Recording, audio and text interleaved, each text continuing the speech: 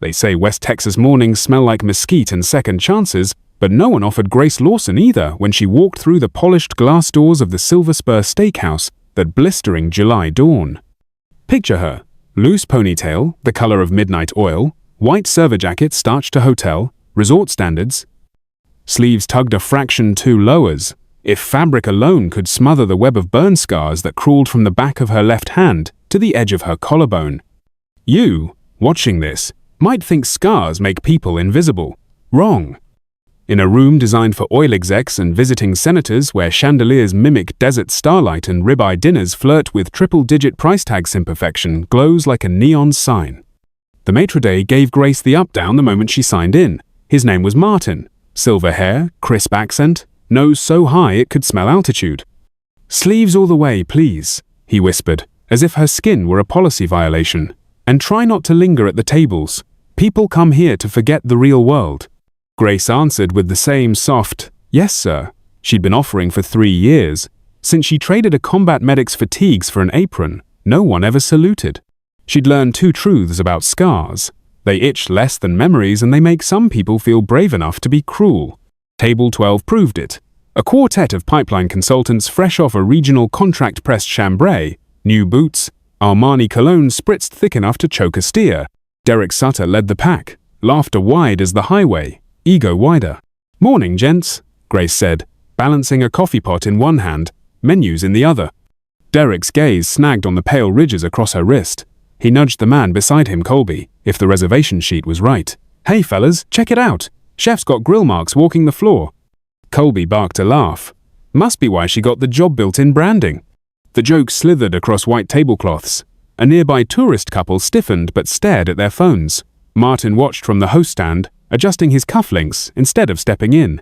Grace slid porcelain cups onto saucers, fingers perfectly steady. She'd held arteries closed under mortar Firesher could hold a coffee pot under ridicule. Yet the men pressed. Derek twirled his spoon.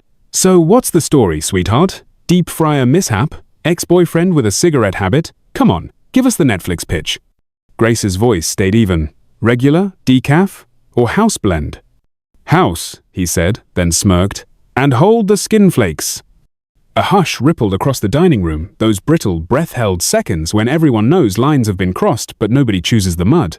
Grace poured anyway, stream unbroken. The coffee smelled rich, buttery. For one irrational moment, she wondered if the grounds could mask the scent of diesel and sand that sometimes returned in nightmares.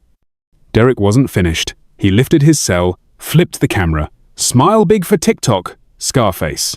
Hashtag Wounded Waitress Wednesday." The childish sting of Scarface hit harder than any shell casing ever had. Grace clenched her jaw, but the worst came next.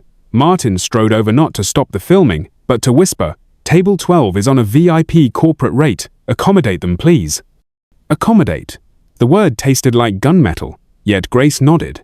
Protocol over pride, as always. She slid the phone a practice 2 inches away so the camera found only linen. "I'm sure your followers prefer steak to staff," she said, polite as a prayer. Derek laughed louder, turning performance into sport. "Tell you what, Miss Mystery, bring our meals in 10 medium. Rare like your arm, huh? If it's late, we dock your tip a scar per minute." Guffaws erupted. Another, server young, new, eyes wide started to step forward. Grace caught her glance, shook her head. No rookie needed to fall on this grenade. She'd taken worse fire. Still, a tremor of humiliation flickered beneath her calm, not because of the insults she'd heard worse in field hospitals, but because nobody intervened. All those diners sipping single-barrel bourbon, all that talk of leadership seminars and philanthropy, and not one voice said enough. Grace realized something. Sometimes the loudest silence lives in luxury. She retreated to the service station, exhaled through her nose, let the hiss of espresso steam drown out Derek's jokes echoing across the room. Her reflection winked back from the chrome milk frother-scarred, yes, but upright, breathing, whole. Still here, she told that reflection, same words she'd muttered on a Baghdad flight line while medevacs roared overhead. Then came the twist. No one noticed yet. A new guest entered, sliding past the hostess stand with an unhurried gait. Mid-40s, sun-creased features, denim jacket clean but frayed at the cuffs. He removed a weather-beaten trucker cap and tucked it under his arm. The move exposed a close-cropped haircut every enlisted soldier recognizes in half a heartbeat. He scanned the room with that subtle, left-to-right sweep of someone trained to measure exits before menus.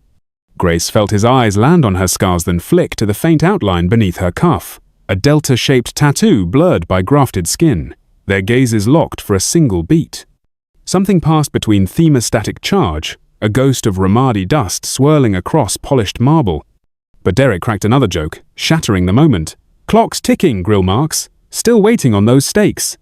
Grace straightened, grabbed 4 sizzling plates from the pass, and headed back, shoulders squared, steps measured.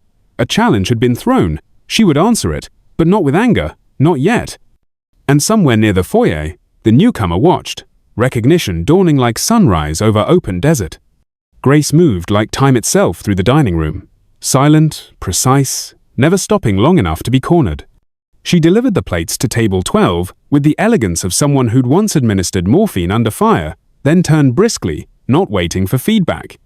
The men chuckled, already diving into their steaks with the arrogance of victors.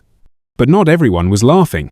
From his corner booth near the window, the man in the denim jacket leaned forward slightly. His eyes hadn't left Grace. There was something about the way she moved more than discipline.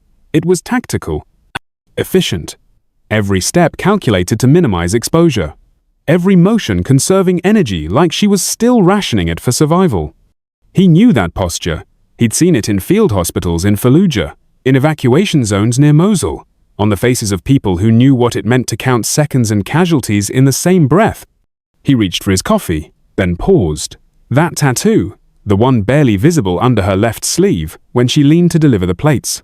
It wasn't just any ink.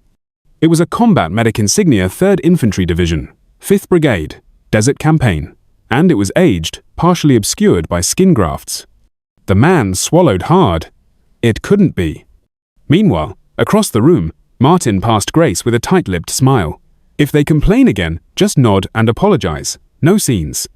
Grace said nothing.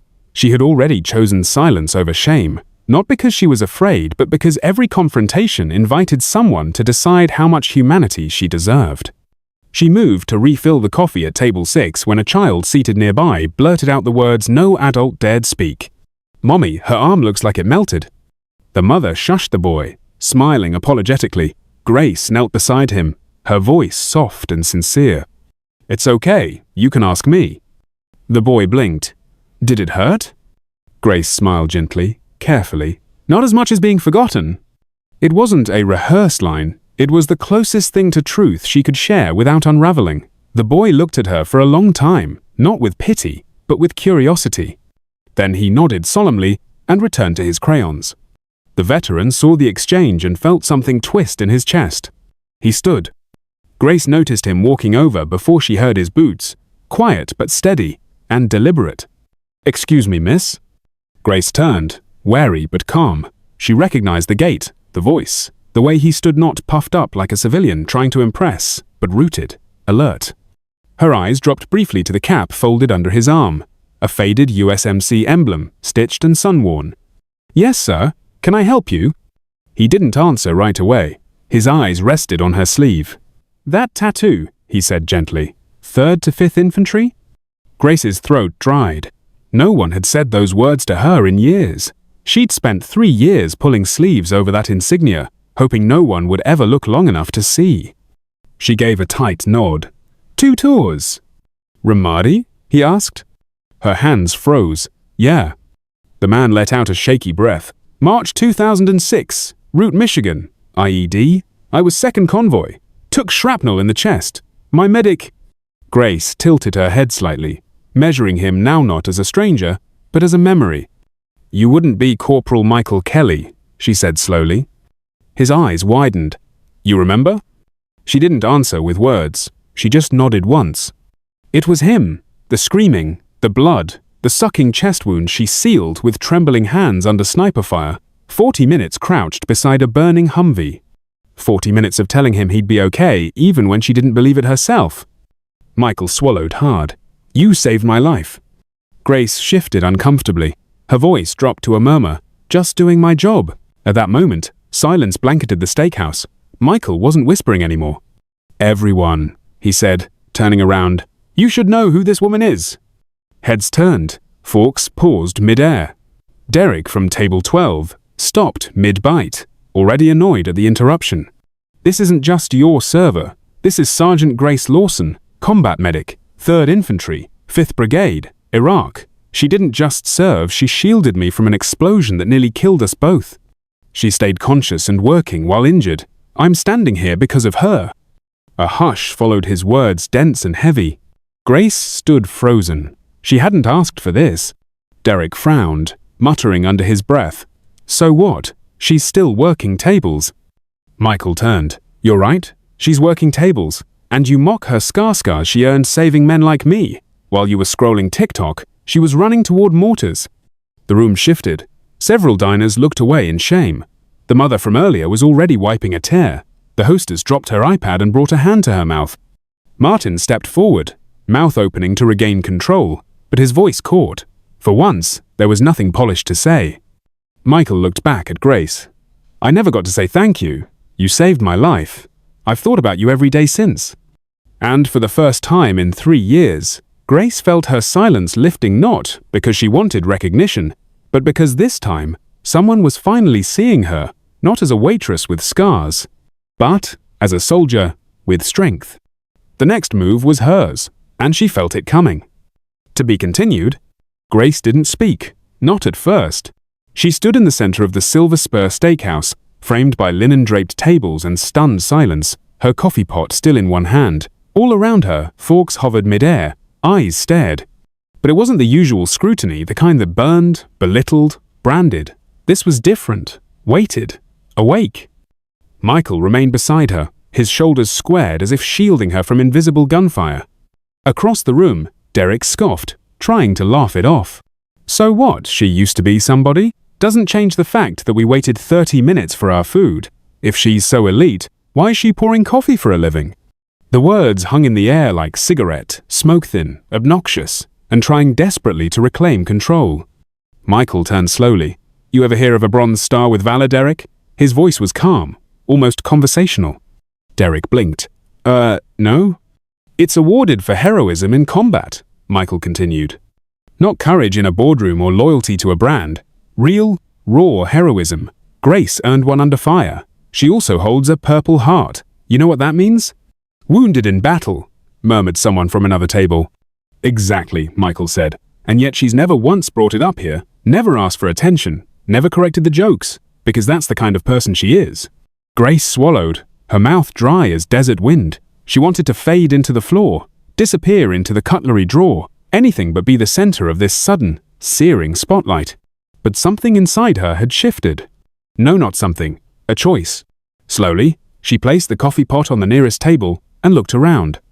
"I didn't want anyone to know," she said, her voice steady, though it trembled at the edges. "I didn't want to be a symbol or a story. I wanted to work, pay rent, be left alone. I thought if I covered my scars, kept my head down, people would forget I ever wore the uniform." She paused. The room leaned in. "But I was wrong. People didn't forget. They chose not to see." Gasps.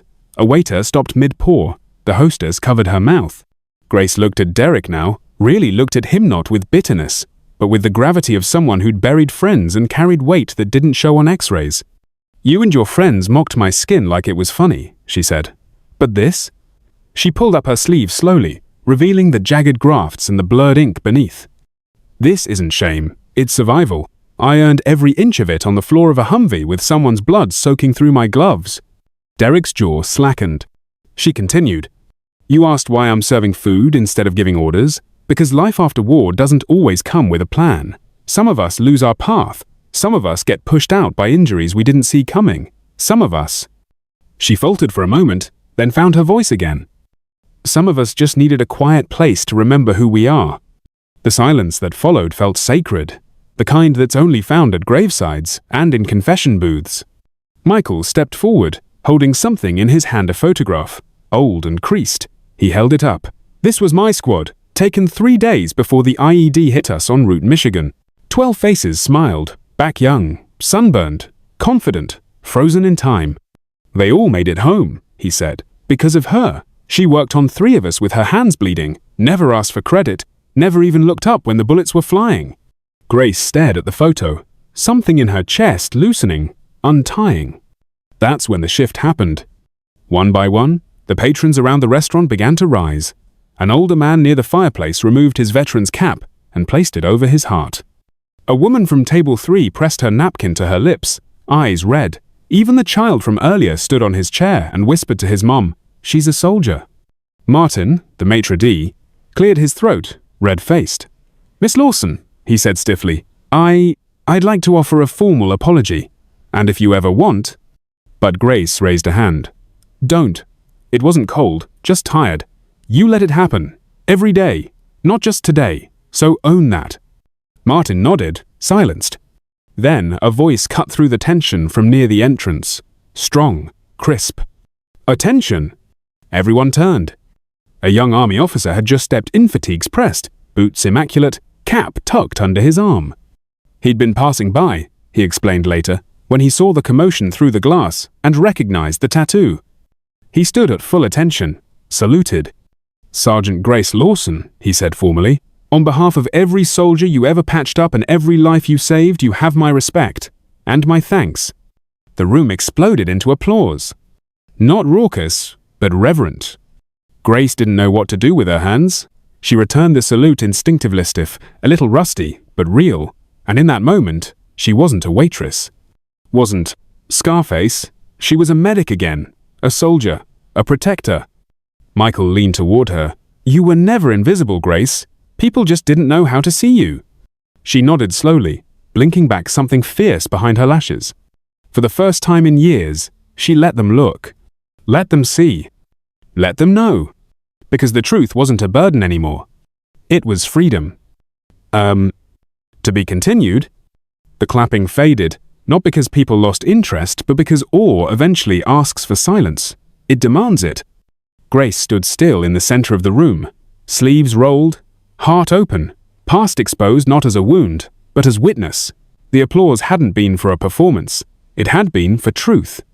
And truth had weight. Michael placed the old squad photo gently on her service tray, like a sacred offering. "I've carried that picture every day for 17 years, he said. 12 men made it home. We owe you more than coffee and apologies." Grace didn't reply. Not yet. Her throat ached from swallowing everything she'd kept locked inside for too long. Guilt, pride, grief, survival. The attention felt foreign, too bright. But this time, it wasn't mockery she was enduring. It was recognition. Derek, the man who once led the cruelty with a grin, was now sitting at table 12 with his hands clasped tightly together, eyes darting between her and the door like he wanted to vanish into the carpet. He finally stood. Slowly. "Ma'am," he began, the confidence wrung clean from his voice. We were way out of line. I had no idea who you were, what you'd been through." Grace raised an eyebrow, but said nothing. Derek swallowed hard. "But maybe that's the problem, right? We shouldn't have to know someone's story to treat them with respect." That she nodded to, just slightly. The lesson had finally reached him, and he'd said it out loud for everyone to hear. That was enough. "Apology accepted," she said, her voice quiet, but solid. "But remember this moment the next time you meet someone who doesn't look like they fit your world." He nodded. His companions at the table mumbled agreements, all of them visibly shaken. One of them even slipped his phone out and deleted the video he had taken earlier. No one told him Tobit, the weight of shame, had become its own command. Martin, the maitre d', stepped forward again, this time with a straight back and open palms. "Grace, I don't deserve forgiveness for how I've treated you here. But from this moment forward, that changes. You will never be disrespected in this dining room again, not while I have anything to say about it." Grace glanced at him, unsure whether to believe the words. But then she saw the sincerity in his face, the same look she used to see in soldiers right after they realized the enemy wasn't on the other side of the fence, but inside themselves. The young officer who had saluted her still stood at attention. When he saw her eyes return to him, he relaxed and said gently, "It's okay, Sergeant. You don't have to salute back. Not anymore. We salute you now." That hit harder than anything else, because for 3 years, Grace had folded herself into the background like a creased mapuseful once, then forgotten. She thought service ended when the battlefield was behind her. But now, standing in a 5-star steakhouse full of people who finally saw her, she realized service doesn't end. it evolves. Michael stepped up beside her, his voice softer now. You don't have to go back into hiding, Grace. You don't have to carry this weight alone anymore.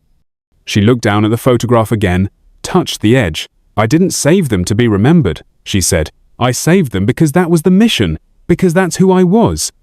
Michael nodded. And still are.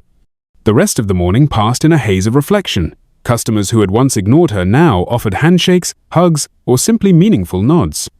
An elderly woman approached and said, My husband served in Korea. You remind me of him. A teenage girl asked to take a photo with her, not to post online, but to show her JROTC class. Even the kitchen staff, who had always respected Grace but never known her story, took turns patting her shoulder, whispering, Thank you, in passing. The atmosphere inside the Silver Spur had transformed from luxury to reverence.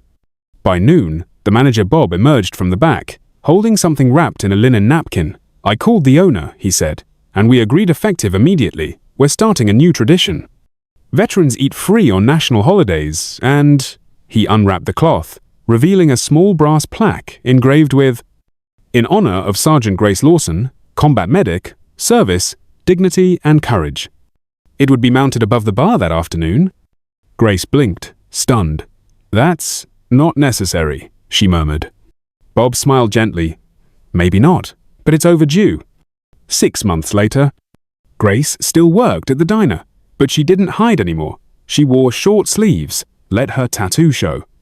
Sometimes she even shared her story at high school assemblies, at veterans centers, even once on a local news segment that went viral. Michael visited often. Their friendship grew not romantic, not complicated, just bonded by war and memory and mutual respect. The plaque became a conversation starter for new guests. Veterans from across the region made the Silver Spur a pit stop. Some would walk in quietly and leave a patch or coin near her tray, no words spoken. Just a nod. A shared understanding. Grace also began volunteering at the VA clinic twice a week, using her experience as both a medic and a survivor to help others navigate life after service. One afternoon, while wrapping up a shift, a little girl approached her. Are you the hero lady? She asked. Grace knelt beside her. No, sweetheart. I'm just someone who showed up when it mattered. The girl tilted her head. That's what heroes do, right? Grace smiled, her scars soft in the glow of the afternoon sun. Maybe, she whispered. Maybe that's exactly what they do. Greatness doesn't always wear a uniform. Sometimes it wears an apron, pours your coffee, and carries the weight of a battlefield no one else sees. The next time you meet someone with scars visible or not remember, some heroes serve in silence. All they need is for us to finally see them. Have you ever misjudged someone, only to later realize how wrong you were? Share your story in the comments. We're listening.